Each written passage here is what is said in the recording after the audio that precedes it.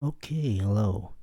Baik, sekarang kita akan mulai dengan bagaimana caranya kita melakukan proses CRUD, create, read, update, dan delete pada Spring Boot, pada aplikasi atau pada project yang sudah kita buat. Nah, sebelum kita melaksanakan hal tersebut, ada beberapa hal yang perlu diperhatikan, yaitu yang pertama adalah pastikan koneksi internet Anda bagus dan bisa diakses. Kenapa? Karena ini akan diperlukan ketika kita mendownload library-library yang akan digunakan pada project ini. Yang kedua adalah pastikan SAM yang Anda gunakan sudah berjalan dan server MySQL-nya juga sudah berjalan. Jadi bukan hanya SAM-nya saja yang sudah dinyalakan, tapi servernya MySQL-nya juga pun harus jalan. Jika Anda ingin menggunakan phpMyAdmin, maka berarti pastikan Apache-nya juga harus jalan. Nah, seperti itu. Nah, sesuai dengan project yang sudah digunakan, sebetulnya library yang dipergunakan itu adalah beberapa. Yang pertama adalah Spring Web. Dalam hal ini yang digunakan adalah Spring Boot Starter Web. Dan ada Spring Boot DevTools, kemudian ada Spring Boot Data GPA, ini digunakan ketika database. Timeleaf ini sebagai template engine untuk file HTML-nya. Kemudian Spring Boot Starter, kemudian ada MySQL Connector Java, ini untuk menghubungkan antara aplikasi Spring-nya, Spring Boot-nya dengan si DBMS yang kita gunakan dalam hal ini adalah MySQL. Kemudian Lombok ini merupakan data bahasa suatu library yang digunakan untuk mengurangi coding yang berlebihan. Salah satunya adalah mengurangi penulis getter dan setter. Oke, sekarang kita langsung saja. Nah, dalam kalau kemarin kita bahas mengenai kelas-kelas yang digunakan dalam suatu, misalnya kelas mahasiswa, kelas produk, kelas KRS, kelas nilai, dan sebagainya. Nah, kelas-kelas itu pada Spring atau pada suatu framework yang menggunakan MVC itu disebutnya sebagai model. Nah, dalam hal ini, dalam pemrograman PBO menggunakan bahasa Java, betulnya untuk masing-masing kelas tersebut ada 3 file tambahan yang perlu kita buat. Nah, yang pertama adalah controller, yang kedua adalah service, dan yang ketiga adalah repository. Ketiga masing-masing file ini sudah saya jelaskan dalam kelas. Jadi intinya adalah ketika misalnya kalian punya kelas mahasiswa misalnya, berarti otomatis kalian harus membuat kelas mahasiswa controller, kelas mahasiswa service, dan kelas mahasiswa repository. Jadi untuk masing-masing itu, dan begitu juga kalau misalnya kalian ingin membuat nilai misalnya, berarti ada kelas nilainya, ada kelas nilai controller, ada kelas nilai service, dan ada kelas nilai repository. Nah, jadi masing-masing itu seperti itu. Nah, di dalam hal ini file yang kelas yang kita sudah miliki itu adalah kelas produk. Nah, seperti ini.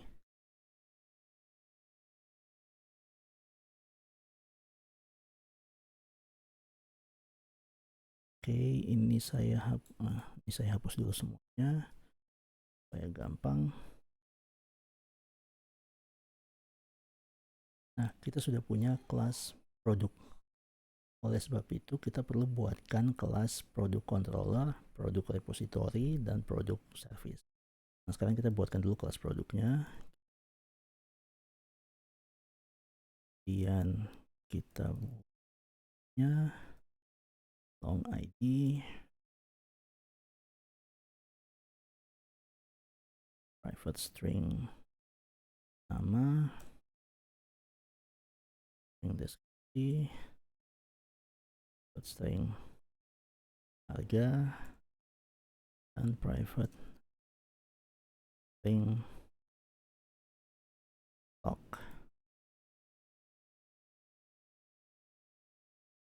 Oke. Nah, ini adalah atribut yang dimiliki oleh kelas produk. Nah, untuk memastikan bahwa apa namanya kelas produk ini merupakan suatu entitas, maka ada dua anotasi yang perlu kita lakukan. Yang pertama adalah anotasi data. Nah, data ini sebetulnya dia diambil dari library Lombok. Nah, mengapa? Kalau tadi sebelumnya kita pada pertemuan-pertemuan sebelumnya kita perlu membuat getter dan setter, metode-metode getter dan setter. Nah, sekarang begitu kita tambahkan data, kita tidak perlu lagi membuat metode tersebut. Kenapa? Karena metode tersebut sudah akan disediakan oleh si library Lombok. Nah, kemudian metode yang anotasi yang berikutnya adalah entity. Ini menyatakan bahwa kelas ini ada merupakan suatu entitas. Ya, ketika kita buat, dia akan merelasikannya dengan suatu database. Kalau dalam bahasa pemrograman disebut apa ini? Object Relational Mapping, ORM.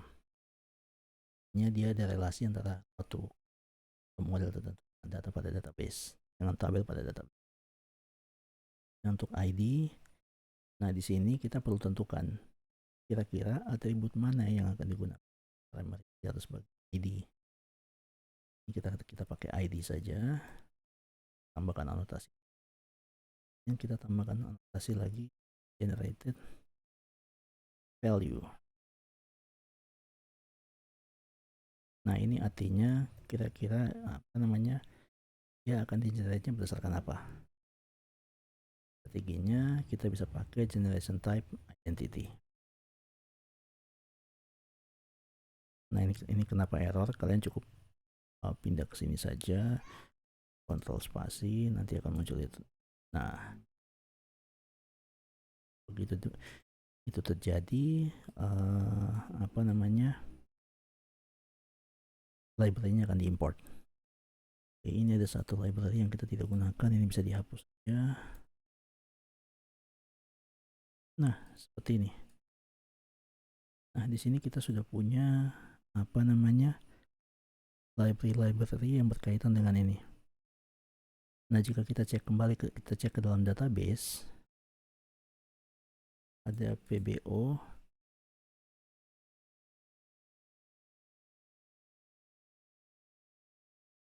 Oke, ini dia generate-nya kemana? Oke, mungkin kita perlu lihat dulu ke file application properties.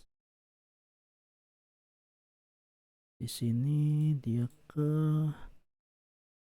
host 889 PBO. Oh, oke. Saya lupa aplikasinya perlu dijalankan terlebih dahulu. Nah,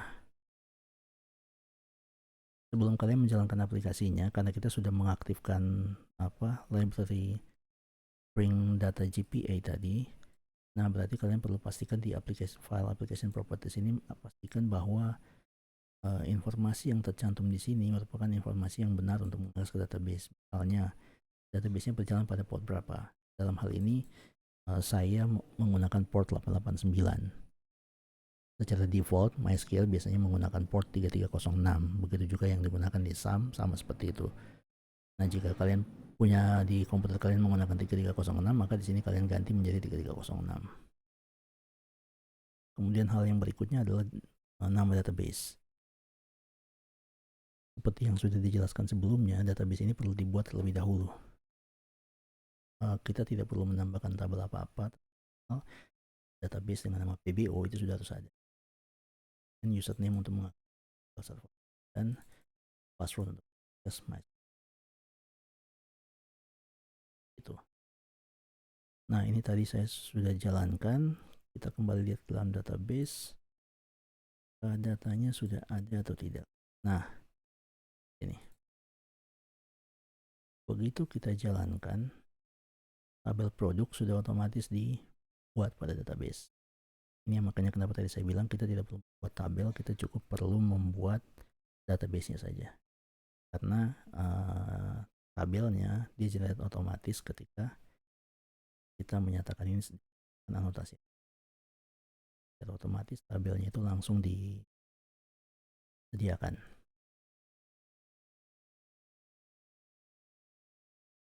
Nah, secara penamaan, nama tabel akan sesuai dengan nama kelasnya. Jadi kan nama kelasnya adalah product seperti ini, kan nama tabelnya juga akan menyesuaikan.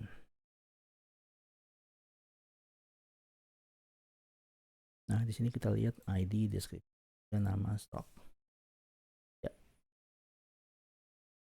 ini urut pada database-nya dia menyesuaikan urutan abjad.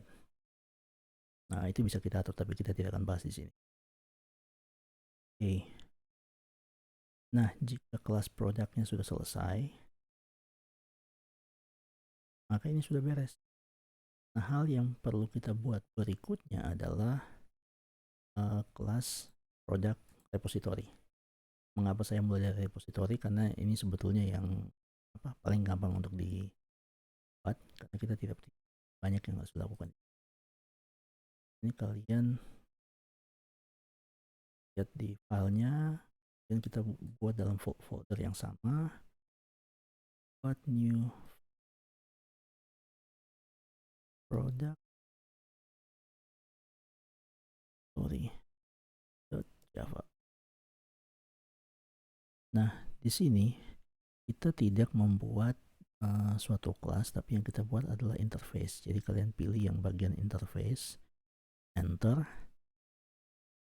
Nah, kemudian ada langkah berikutnya yang perlu kita lakukan sini adalah kita akan membuat produk repository. Ini merupakan sebagai turunan dari kelas JPA repository.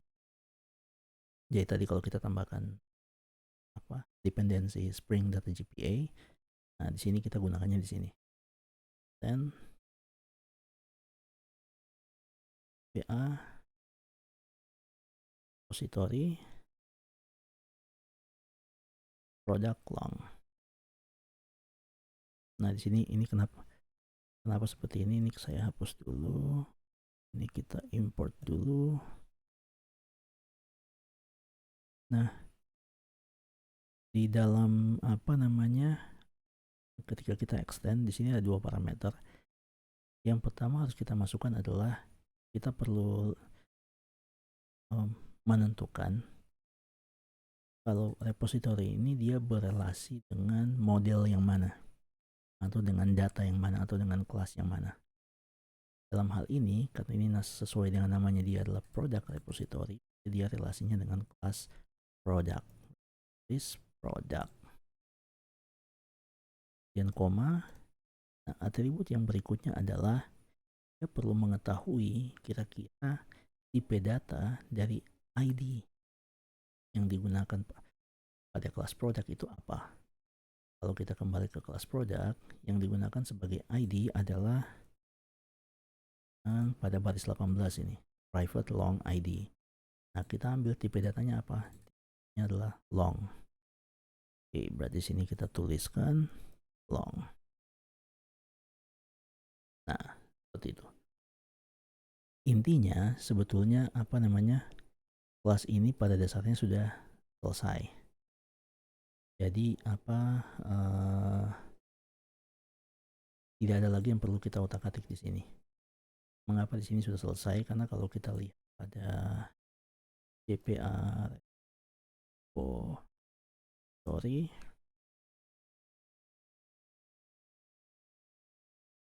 kalau kita buka kelasnya, sebetulnya di dalam kelas JPA repository ini sudah terdapat berbagai macam metode yang siap pakai. Jadi ketika kita menggunakan JPA repository, kita tidak perlu, atau bukan tidak perlu ya, tidak untuk proses-proses seperti CRUD, create, update, dan delete. Semua metode-metode tersebut sudah bisa kita langsung pakai. Nah, nanti implementasi kita lihat ketika kita masuk kepada produk, pada kelas service dan kelas controller. Nah, sampai di sini sudah selesai. Nah, hal yang berikutnya sekarang yang perlu kita buat adalah kita membuat kelas service-nya. Jadi di antara produk repository itu yang akan berrelasi dengan database. Nah, kemudian akan memanggil produk repository. product service. Nah, di sini kita buat lagi satu file baru, new file, product service .java. Nah, di sini kalau tadi interface, sekarang kita pakainya kelas.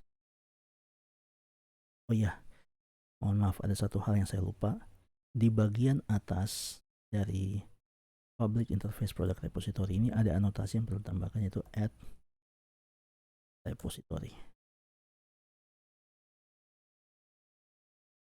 Nah, itu yang tadi terlupa. Oke, sekarang kita kembali ke kelas product service. Nah, di kelas product service, fungsi dari kelas product service ini pada dasarnya adalah menjalankan semua business logic yang digunakan di dalam aplikasi. Business logic ini artinya misalnya apa yang dilakukan ketika fungsi-fungsi dari suatu aplikasi itu di produk itu apa saja. Nah, itu dimasukkan yang klik. Oke, kembali ke product service. Nah, ini di sini kita perlu tambahkan satu anotasi lagi sama seperti yang tadi. Kalau tadi anotasinya dari repository, maka di sini anotasinya ini menyatakan kelas ini adalah kelas service. Nah, selanjutnya kita perlu membuat objek dari kelas product repository di dalam kelas product service ini. Jadi kita definisikan private final product repository. Oke, dan kita namakan product repository.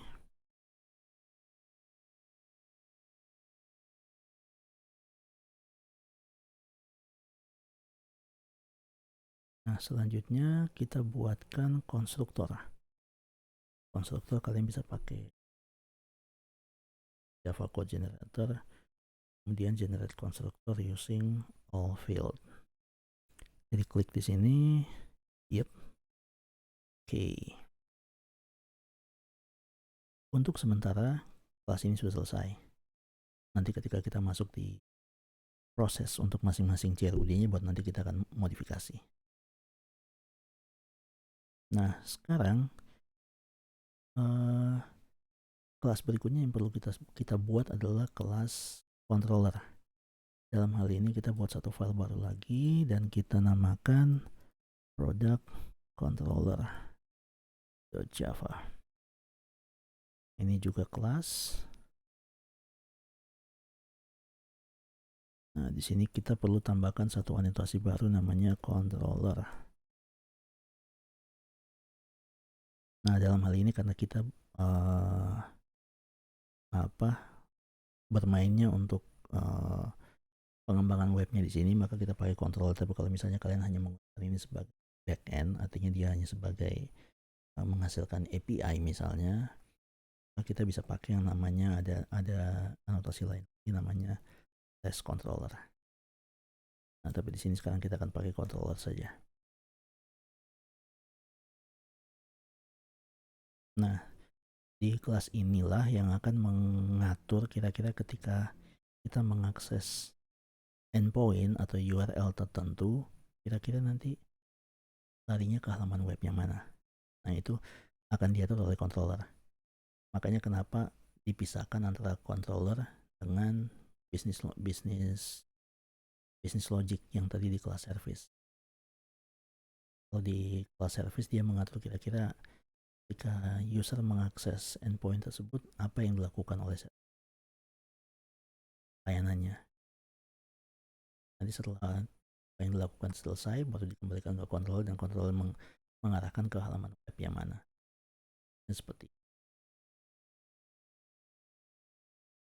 Nah, sekarang di kelas product controller, secara umum ini sudah selesai. Nah, tapi kita perlu tambahkan seperti yang tadi. Kalau tadi di service, kita menambahkan atribut dari repository, atribut objek dari kelas product repository. Nah, di sini kita perlu masukkan servisnya sebagai product service sebagai atribut dari controller. Jadi kita buat private final. Nah, seperti ini. Jadi prinsipnya sama, kita buat apa namanya, bentar ya, oke, saya matikan dulu GitHub Copilot-nya. Nah, kita buatkan objek dari kelas apa namanya,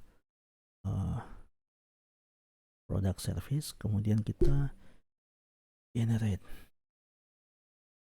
konstruktor menggunakan Java Code Generator. Oke.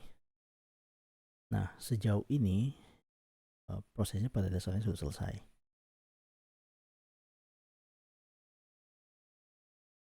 Nah, tapi kalau kita kembali ke dalam halaman webnya,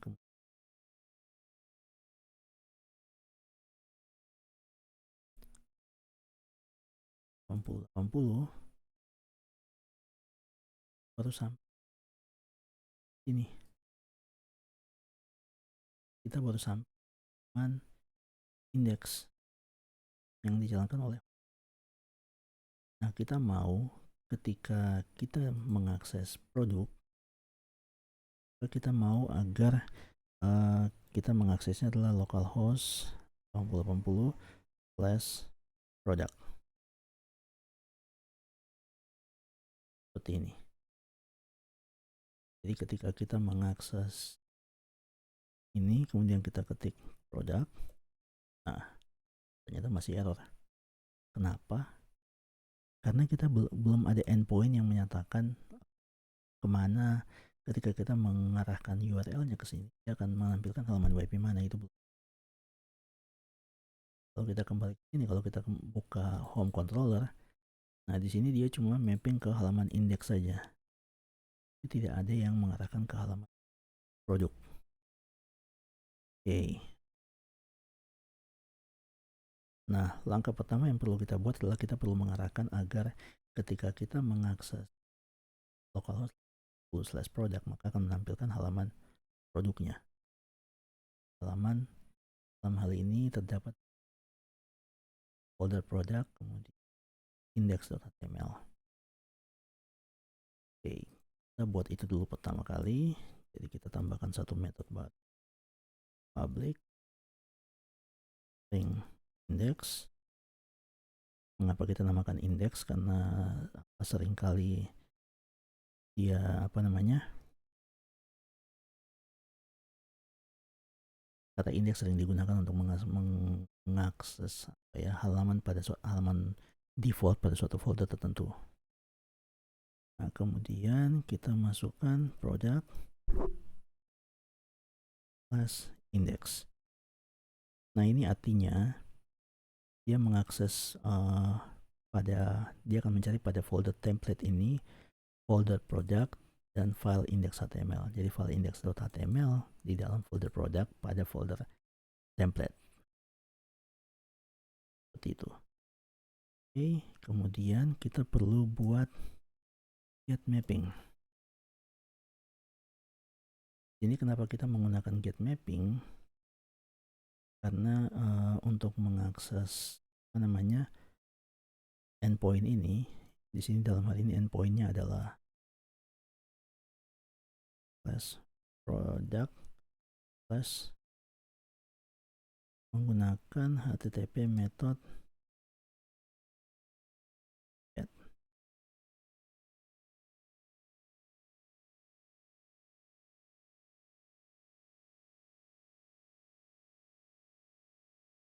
Nanti di dalam apa namanya, di dalam proses ini kita akan menggunakan dua, yaitu get dan method yang ada satu lagi namanya post. Post. Intinya kalau ketika kita mengakses sesuatu melalui halaman apa namanya, melalui alamat URL langsung seperti di dalam web browser, itu biasanya menggunakan get. Tapi kalau kita menyimpan data atau itu biasanya menggunakan post, mengupdate data dan sebagainya itu menggunakan post. Ini kita menggunakan apa, get, sehingga apa namanya, get mapping di sini kita perlu memasukkan sehingga mapping yang kita gunakan adalah get mapping. Kita perlu memasukkan slash product. Yang kita masukkan di sini adalah yang ini, endpointnya apa, karena sudah otomatis akan diterjemahkan menjadi HTTP localhost 8080 product. Saya bikin saya di bawah.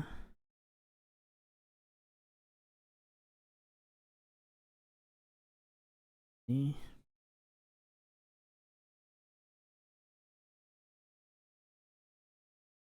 nah, sekarang tinggal kita uji coba. Ternyata kalau kita ketemu home, ini kemudian kita akses produk, nah sudah masuk sekarang.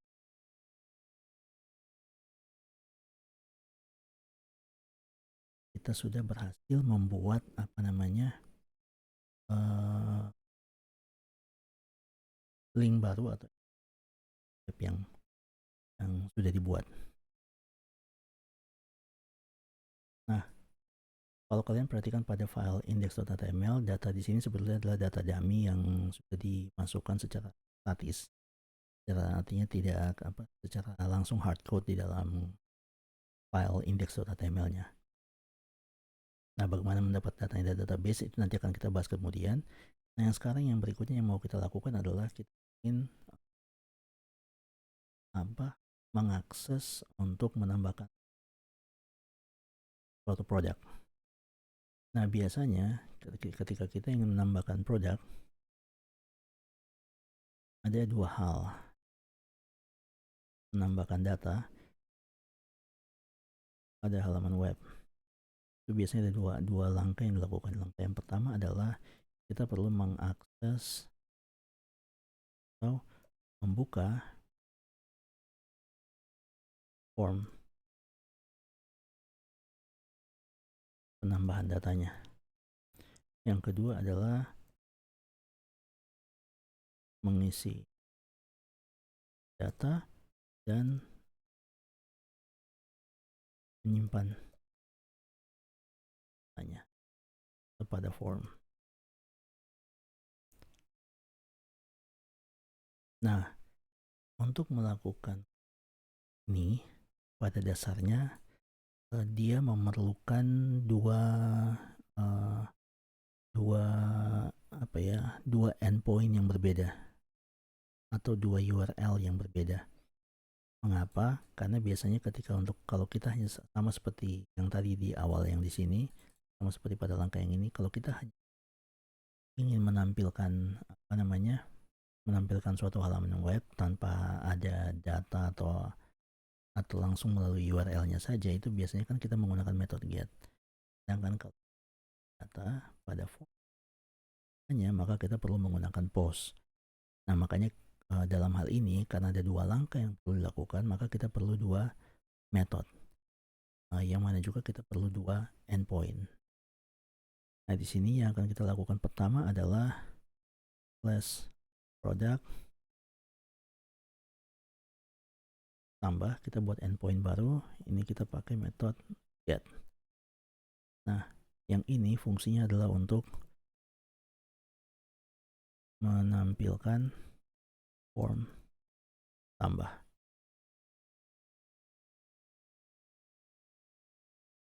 Nah, berarti sekarang kita kembali ke sini. Kalau kalian lihat di dalam file HTML, sebetulnya sudah ada ada file tambah.html. Ini adalah halaman web yang akan yang berisi form untuk melakukan penambahan data. Nah, ini yang mau kita tampilkan. Dasarnya sama seperti yang jadi kita tinggal tambah metode baru, bring form tambah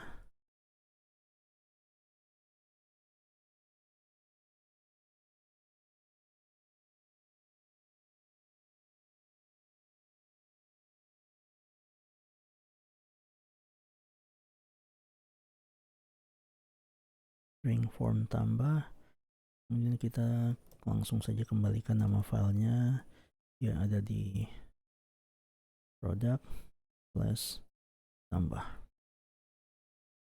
Oke, kemudian jangan lupa menambahkan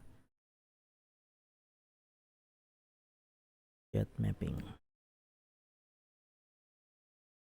di mana URL-nya endpoint-nya adalah product slash tambah slash product slash tambah. Oke, nah ini sudah. Kita kembali kepada halaman webnya, yang kita lihat apakah sekarang sudah bisa dieksekusi atau tidak. Oke.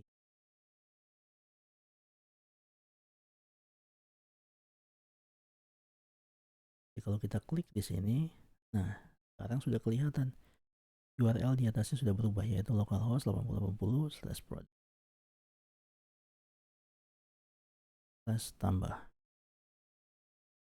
Nah berarti sekarang kita sudah menampilkan halaman web yang menampilkan formulir untuk melakukan penambahan data. Oke, berarti tahap yang pertama ini sudah selesai. Ini done ya. Beres. Sekarang tinggal bagaimana menyelesaikan yang bagian yang kedua. Nah, untuk yang bagian kedua kita perlu membuat endpoint baru, yaitu mungkin kita ganti dengan /product/simpan.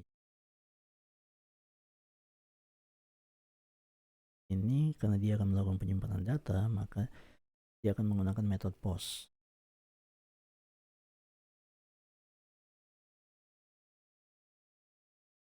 Ini untuk menyimpan data yang ditambah. Oke, sekarang kita kembali ke dalam Visual Studio Code. Jadi kita perlu metode baru lagi, public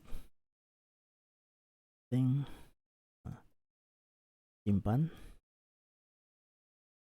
kurung tutup kurung return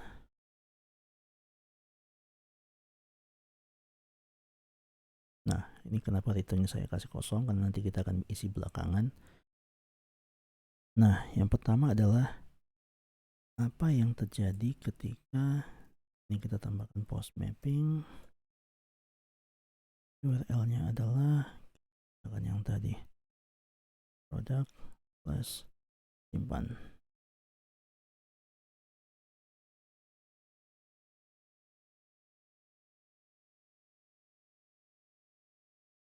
Nah, di sini ada beberapa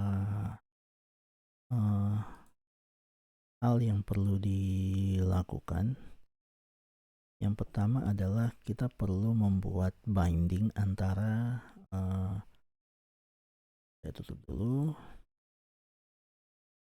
Perlu membuat binding antara backend kita, yang mana controllernya ini dengan front endnya, yang mana di adalah halaman web. Nah, di sini kita perlu tambahkan satu model atribut. Ini dia adalah product dengan nama product. Jadi apa ya? Kalau dalam konsep pemrograman modern ini pada dasarnya kayak kita membuat suatu objek kosong, yang mana nanti objek kosong ini akan diisi datanya di halaman web dan otomatis akan disimpan.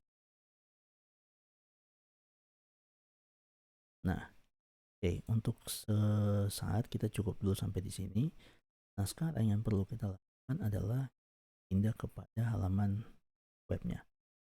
Kita pindah ke form tambah. Nah, ini adalah file tambah.html. Ini kita sudah formnya, kita sudah punya namanya inputnya, nama produk, brand, harga, dan deskripsi. Nah, sekarang kita tidak akan mengisi tadi yang kita punya, kan kalau dalam kelas produk yang kita punya cuma nama, deskripsi, oke ya. Oke, kita modifikasi dulu. Ini tidak perlu, berarti trennya tidak perlu. Masukkan nama, harga, jumlah barang atau sekian, deskripsi. Nah sekarang pada bagian formnya, method secara otomatis sudah kita menggunakan post, itu tidak kelihatan. Kalau kita menggunakan date, nanti datanya kelihatan. Dan yang perlu ditambahkan di sini adalah th action. Nah th action ini nilainya sama seperti ini, path-nya. So, kalau tadi kita lihat di Sublime, nah yang ini endpoint-nya itu dia larinya kemana? Karena kita slash product simpan, berarti di sini di dalam th action ini kita slash product slash simpan. Jadi dia tahu ketika form ini disubmit, maka URL ini yang diakses. Maksudnya seperti itu. Yang mana ketika URL ini diakses dengan metode post, maka yang akan dijalankan adalah metode yang ini, karena sesuai dengan mappingnya. Nah seperti itu relasinya. Nah kemudian kita mau binding data ini, binding model yang sudah kita buat di sini. Nah bindingnya adalah kita tambahkan di sini satu baru lagi th object. Ini kita namakan produk. Namanya sesuai dengan apa yang tersimpan tadi. Nah langkah berikutnya adalah untuk setiap input tinggal kita relasikan menggunakan name. Nah karena kita menggunakan metode binding, biasanya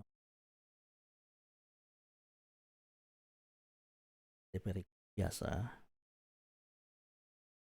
variabel produk ketika di data tersebut dikirimkan backend atau ke dalam controllernya, perlu konversi dari sini ya, ketika apa namanya nama produk ini, atribut produk ini ya, datanya tuh atributnya mana produk. Nah tapi karena sekarang kita sudah menggunakan model binding, ada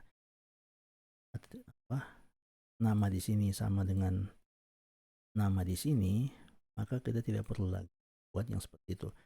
Yang perlu kita lakukan adalah pastikan bahwa input ini atau text box ini kira dia itu diisikan tuh untuk atribut yang mana pada. Dalam hal ini kelas produk punya atribut nama. Nah kita perlu buatkan apa namanya, menyesuaikan dengan itu. Nama atribut nama ini berkaitan dengan harga, berarti nama atributnya adalah harga. Ini berkaitan dengan jumlah barang, nama atributnya stok karena dia menyesuaikan dengan stok. Dan jika atributnya adalah deskripsi, maka dia menyesuaikan dengan. Nah jadi seperti itu. Dengan demikian ketika kita melakukan penyimpanan, maka sudah langsung otomatis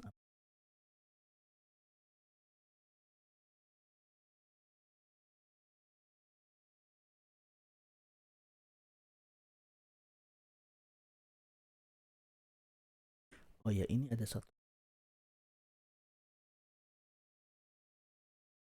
ini kita perlu membuat konstruktor dan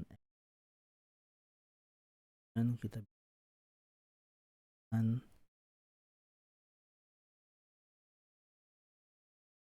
this ID perlu. Kenapa? Karena oke,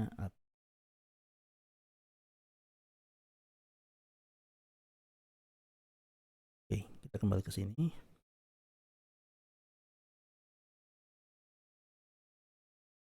Nah, kemudian kita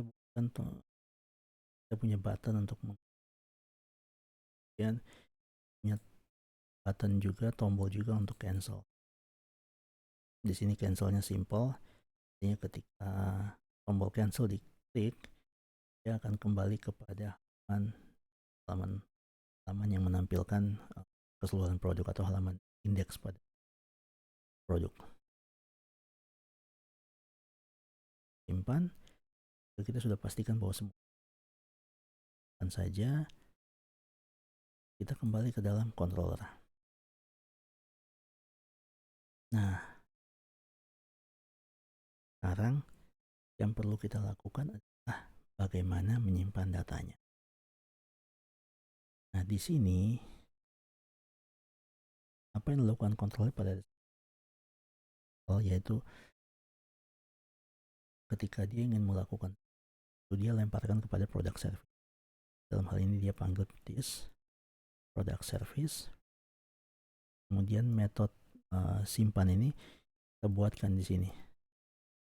Simpan dengan data produk. Nah, ini artinya kita ingin agar product service menyimpan data produk. Nah, kenapa di sini error? Karena metode simpan ini tidak ada pada kelas product service. Kalau kita buka product service, dia cuma berisi satu atribut dengan satu konstruktor. Tidak ada metode apa-apa. Nah, makanya di sini kita perlu buatkan. Nah, cara buatnya gampang. Kalian bisa langsung klik saja di sini. Kemudian ada itunya adalah create method simpan. Nah, kalau kita kembali ke product service, nah metode simpannya sudah ada. Nah, di sini kita cukup tambahkan this, kita panggil atribut product repository-nya, kemudian kita dot save, dan yang kita masukkan adalah product. Jadi seperti yang tadi saya sampaikan, kelas repository atau JPA repository yang sudah dibuat itu kan dia sudah memiliki metode-metode yang langsung bisa digunakan. JPA repository.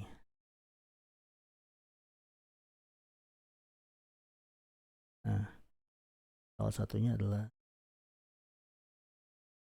save.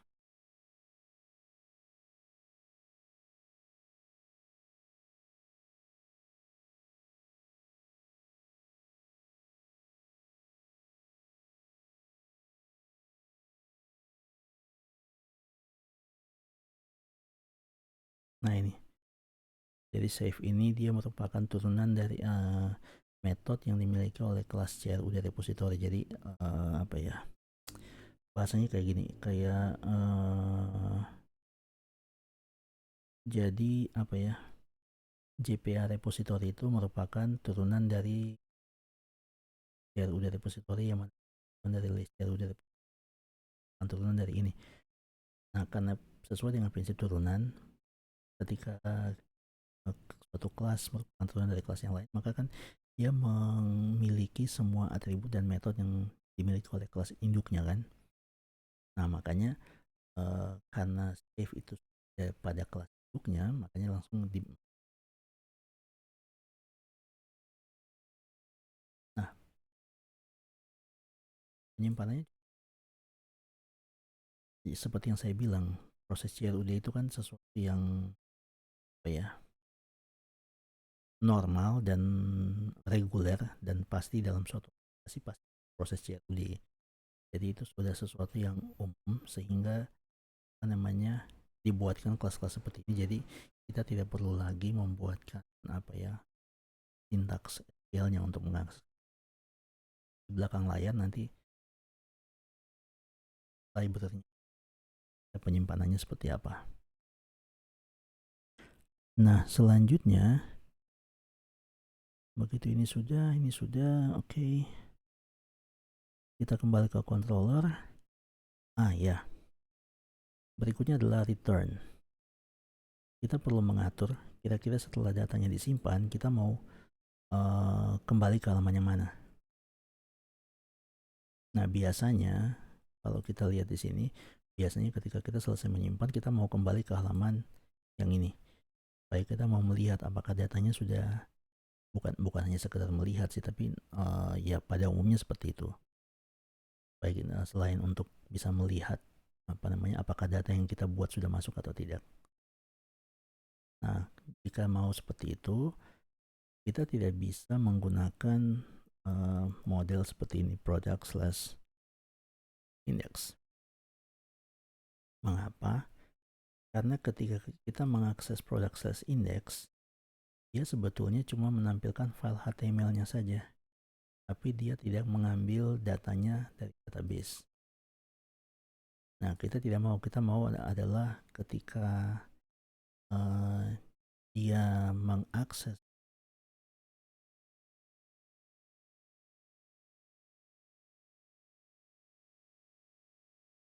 bagian yang ulang.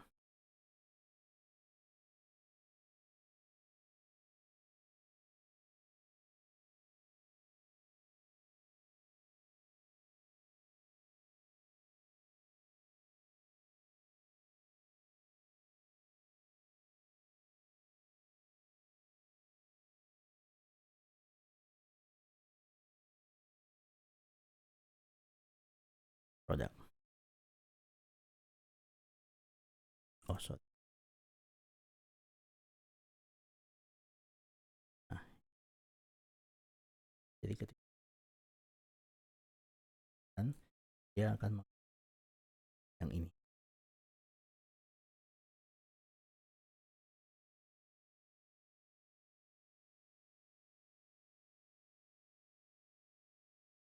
Nah, kan kita bisa. Oke, semuanya berjalan lancar, tidak ada error. Nah, sekarang kita kembali ke sini, klik tambah produk. Nah, kita coba tambahkan produknya, misalnya iPhone 14 Max. Harganya 9 juta. 000, jumlah barangnya 20. Kita klik simpan. Oke. Nah, ini tidak masalah ya. Kenapa dia kenapa tampilannya seperti ini? Karena memang kita belum mengambil data dari database. Dalam file index.html, kalau kita buka index.html, nah di sini, nah pada bodinya ini kita tidak mengambil data database. Ini adalah data statis yang ditulis manual, tulis langsung di dalam HTML-nya, bukan dari database. Jadi itu normal. Nanti kita akan kembali ke situ. Nah, yang sekarang untuk mengecek apakah datanya sudah tersimpan atau tidak, cara gampangnya adalah kita lihat saja dalam database. Kita kembali ke database, kemudian di sini coba kita refresh datanya. Kalau kalian menggunakan PHP MyAdmin, silakan kalian refresh saja pada PHP MyAdmin-nya. Nanti kita lihat. Nah, di sini sudah terlihat. Oh, deskripsinya tadi kan tidak diisi, jadi dia 0. Kemudian ada harga, ada nama, dan ada stok. Oke, datanya sekarang sudah berhasil tersimpan. Kalau mau tambah data baru, boleh, silakan. Misalnya MacBook Pro M2 Pro 16. Kemudian kita masukkan harganya, misalnya 29.000.000. Jumlah barangnya 5. Deskripsinya 16 GB, 512 GB.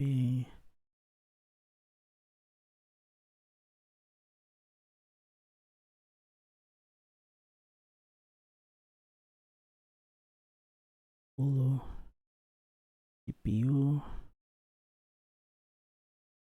19 GPU 16 GB.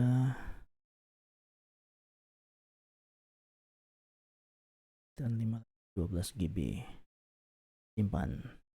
Oke, kita cek lagi dalam database, refresh. Oke, ternyata sudah masuk.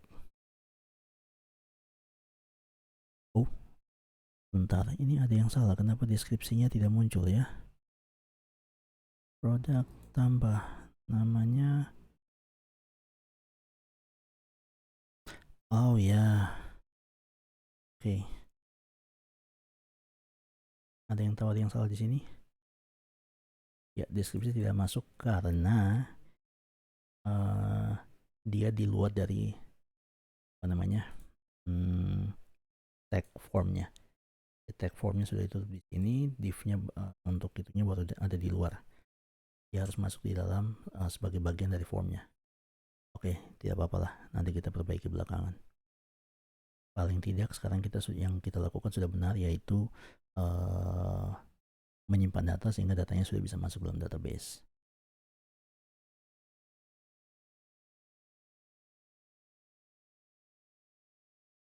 Nah, sekarang bagaimana caranya agar data yang kita tambahkan, ini sudah bisa kita tutup, agar data yang kita tambahkan bisa langsung dimunculkan di sini pada halaman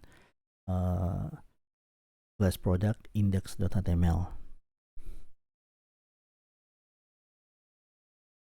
Di sini caranya sedikit berbeda ya. Ini dari tadi belum kita bahas. Nah, caranya yang perlu kita modifikasi adalah pada bagian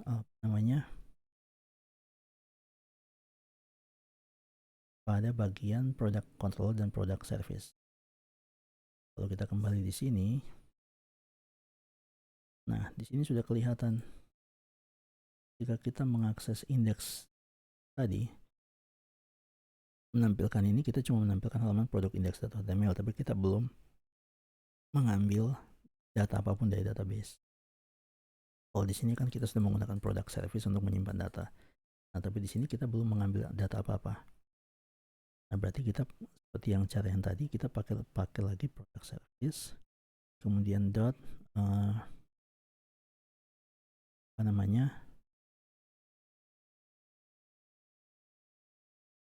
get all, misalnya namakan get all untuk mengambil data dari database, atau kita namakan ambil semua misalnya.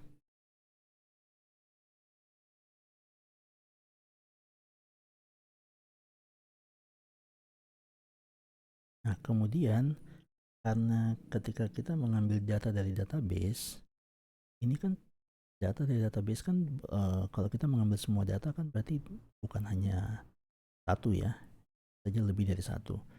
Nah, artinya hasil yang kita ambil ini perlu kita simpan pada suatu koleksi, array kah, list kah, atau apa. Nah, dalam hal ini secara default karena kita menggunakan GPR repository, biasanya yang digunakan itu adalah list.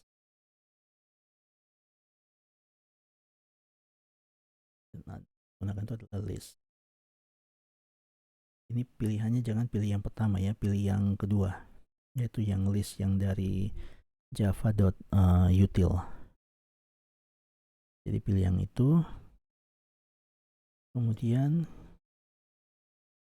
kita buat list ini. Biasanya dia punya satu parameter, ini menyatakan list ini dia berisi objek-objek dari kelas apa. Dalam hal ini karena kita berurusannya dengan kelas produk, maka list dari produk. Kemudian kita namakan misalnya data,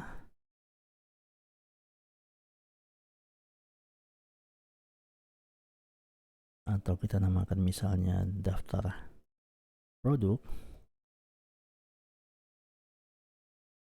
Nah, kemudian ini kita naikkan ke atas. Ini artinya data yang dikembalikan oleh si metode ini pada kelas product service akan disimpan di dalam suatu list dengan nama daftar produk. Nah, seperti yang tadi, ini metode ambil semua ini karena belum ada pada kelas product service, maka perlu dibuat terlebih dahulu. Gampangnya kalian klik saja di sini, kemudian create method. Oke, sekarang kita kembali ke product service. Nah, di sini sudah ada metode baru yaitu list product ambil semua, sesuai dengan yang tadi ya. Nah, sekarang di sini kalian cukup langsung saja mengambil, ini kita buat lagi list dari yang berisi produk. Kemudian kita namakan data. Kemudian kita panggil produk repositorinya. Kemudian kita panggil ada metode yang namanya find all. Jadi dia mengambil semua data pada database dan mengembalikannya ke dalam sini. Nah, kemudian kita tinggal return data. Data ini yang ingin kita kembalikan. Ini kalau kalian mau menulisnya lebih singkat lagi, sebetulnya kalian bisa saja ketik seperti ini. Kalian bisa ketik seperti ini, return this product repository find all.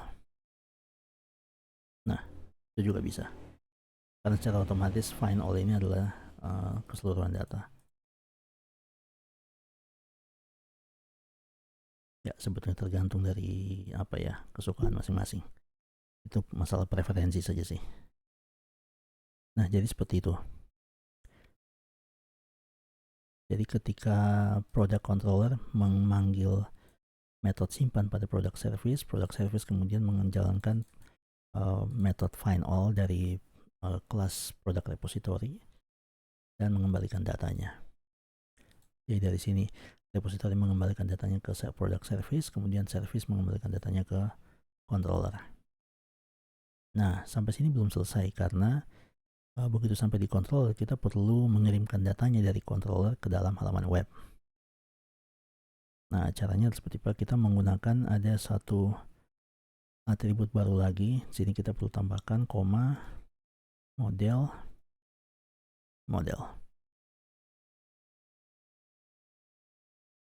Oh shoot. Ini kenapa ini? Model kita pakai Org Spring Framework UI. Kemudian model. Di sini kita di bawahnya kita tambahkan model.add-attribute. Kemudian data yang ingin dikembalikan itu adalah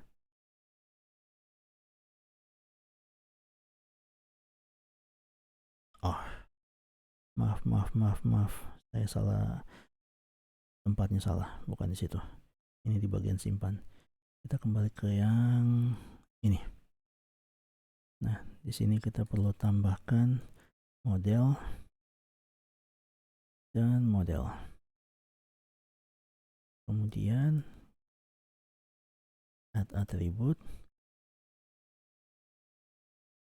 Nah, di sini data yang ingin dikembalikan dituliskan di parameter kedua. Ini adalah daftar produk.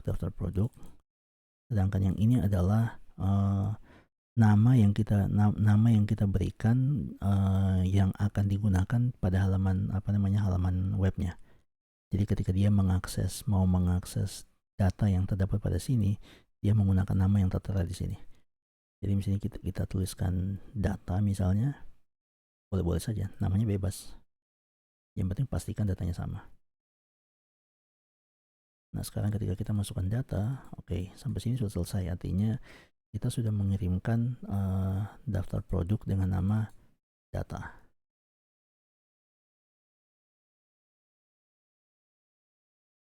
Nah, dari sini sekarang yang perlu dimodifikasi adalah file HTML-nya, file yang ini.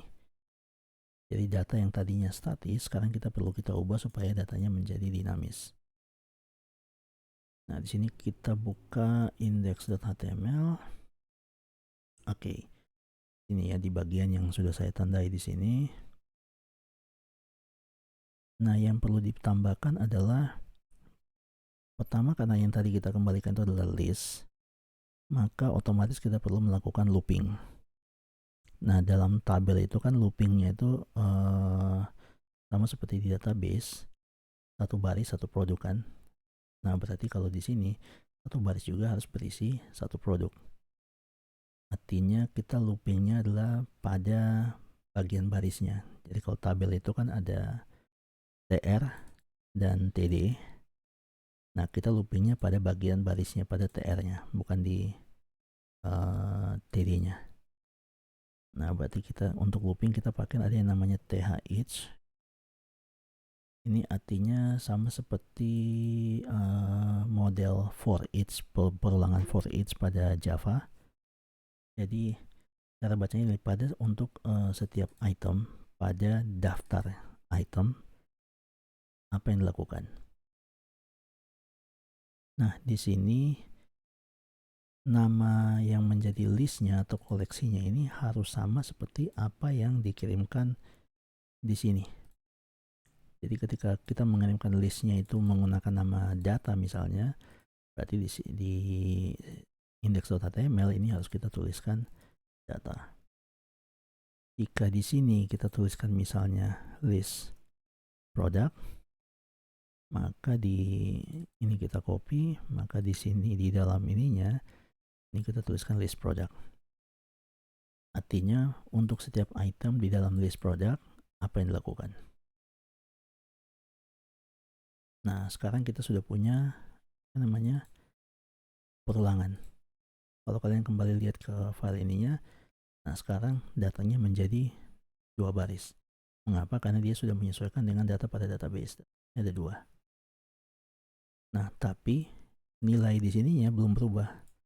Nah, itu yang sekarang akan kita ganti. Yang pertama, kolom pertama kita mau ganti dengan ID.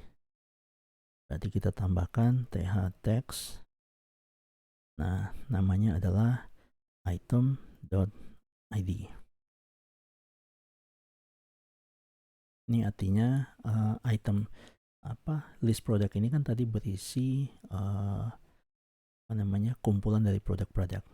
Nah, berarti untuk mengakses atribut dari suatu produk, maka ini adalah item.id. Jadi item ini adalah suatu produk.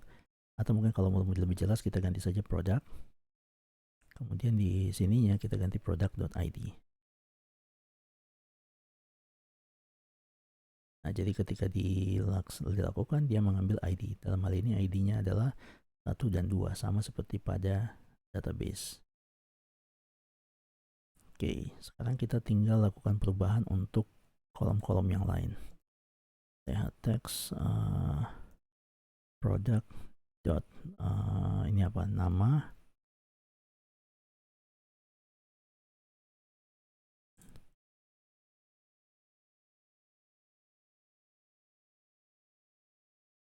th text product dot harga dan th text product dot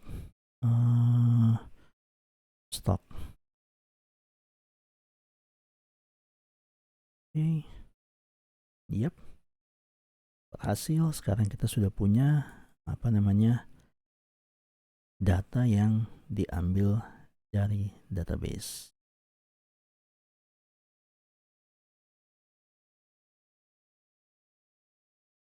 Nah, jadi seperti itu ya. Jadi ketika misalnya kita mau coba menambahkan data baru lagi, apa kira-kira ya? Mac Mini M2 M1 Max misalnya, harga 876 5000, barang 12.